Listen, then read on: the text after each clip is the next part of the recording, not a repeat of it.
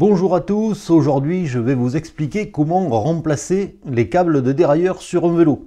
Alors vous allez voir, c'est pas quelque chose de très compliqué, mais c'est très utile parce que quand vous restaurez un vélo, bien souvent les câbles de dérailleur sont vieux et ils sont donc rouillés.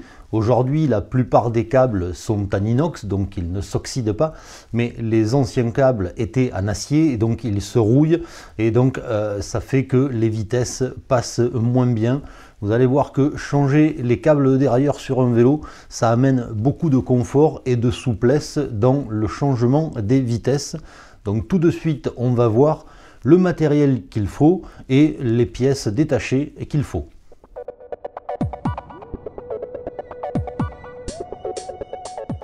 Côté outillage, vous allez voir qu'il ne faut pas grand chose. Dans une des dernières vidéos, je vous ai expliqué comment remplacer des câbles de frein. Voilà, il va nous falloir à peu près le même type d'outil, donc notamment une pince coupante, mais vous pouvez aussi avoir des pinces qui sont spécifiques pour couper les gaines.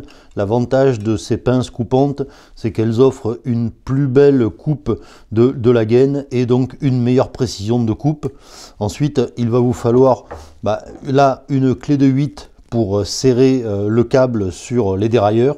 Donc là, c'est une clé de 8, tout dépend du dérailleur que vous avez.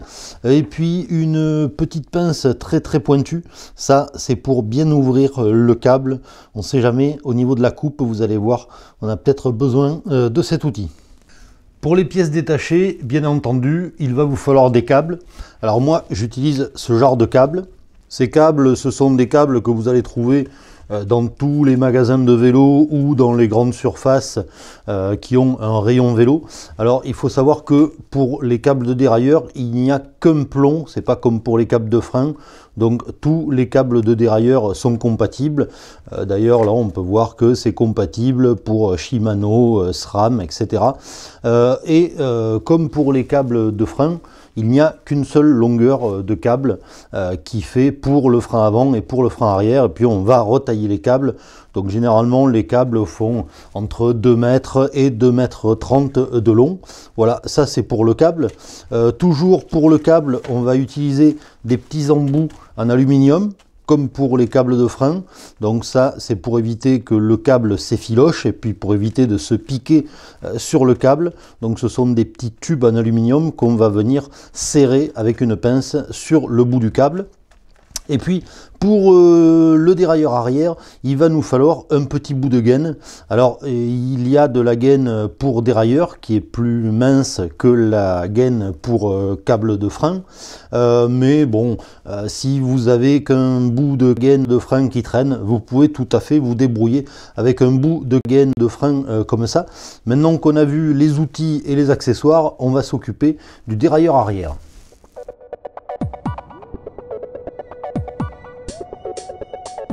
Avant de faire quoi que ce soit, on va déjà vérifier que le dérailleur est bien réglé.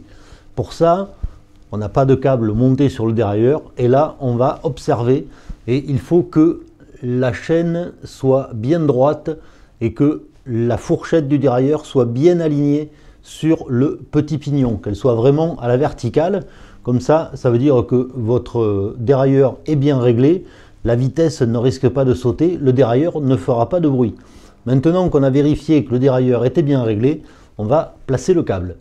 Petit rappel, c'est la manette de droite qui commande le dérailleur arrière. Donc on va passer le câble dans la manette. On va tirer sur le câble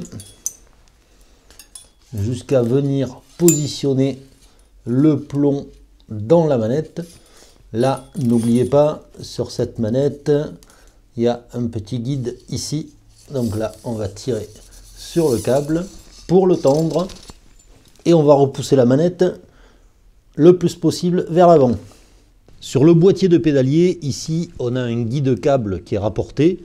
Parfois vous avez directement le guide câble qui est brasé sur le cadre et donc là on va faire passer le câble du dérailleur dans ce guide câble.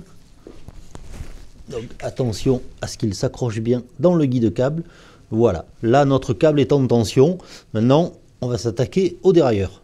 Maintenant, on va placer le câble dans le petit plot. Comme ça, au niveau du dérailleur.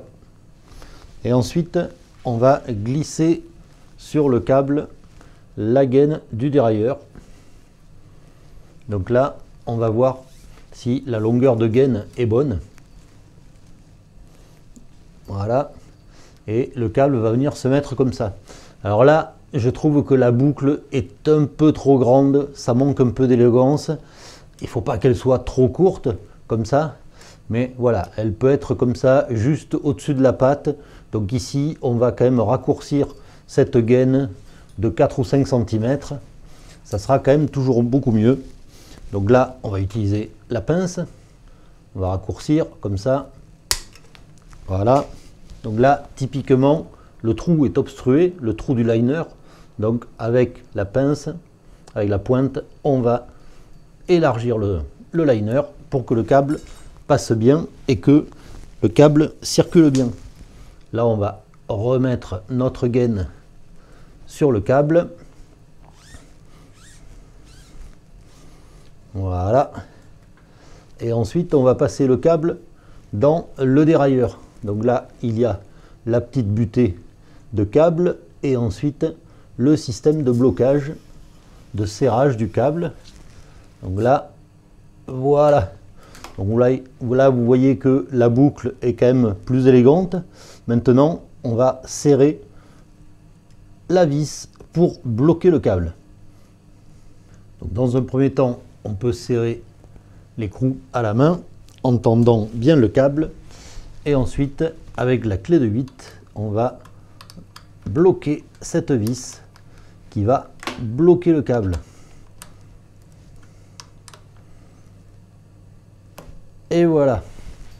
C'est important de bien tendre le câble au moment de le serrer, parce que si vous ne le tendez pas, sur le petit pignon, votre câble sera tout détendu et donc dans un premier temps, quand vous allez tirer sur la manette, le dérailleur ne bougera pas. Alors que là, dès qu'on tire, on voit que le dérailleur bouge. Voilà, donc c'est très important de respecter cette tension. Maintenant, au niveau du câble arrière, ce qu'on va faire, c'est qu'on va le raccourcir et on va fixer le petit embout en aluminium. Donc là, on va pouvoir couper le câble, on va laisser 2 ou 3 cm comme ça. Et ensuite, on va pouvoir positionner le petit embout. Voilà. Et on va le serrer avec une pince, sans trop serrer. Voilà, comme ça. Et maintenant, on va pouvoir passer au dérailleur avant.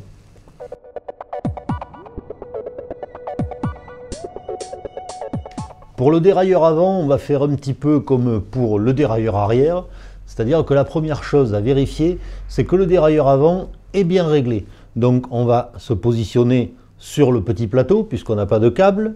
Et ensuite, on va positionner la chaîne sur le grand pignon de la roue libre, c'est-à-dire tout à gauche.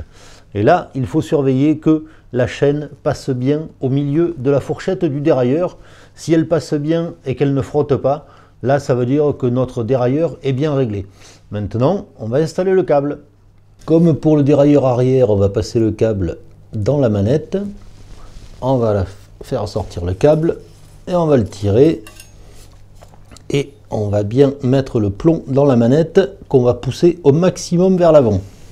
Ensuite, on va placer le câble dans le guide-câble et on va aller le relier au dérailleur. Une fois le câble monté sur le dérailleur, là, on peut tirer sur le câble, comme toujours, et serrer la vis qui bloque le câble. Voilà. Et comme toujours, la dernière opération, on va couper le câble en laissant toujours 2 cm de câble, comme ça. Et ensuite, on va positionner le petit embout et on va le serrer avec la pince. Hop, et voilà. L'opération est terminée. Vous voyez que c'est pas très compliqué de remplacer des câbles de dérailleur sur un vélo ancien. Quelques petites choses à savoir, bien tendre les câbles, avoir des dérailleurs qui sont bien réglés. Mais voilà, c'est quelque chose qui est important à connaître. J'espère que ce tuto vous sera utile pour vos futures restaurations. Et comme toujours, je vous dis à bientôt pour de nouvelles vidéos.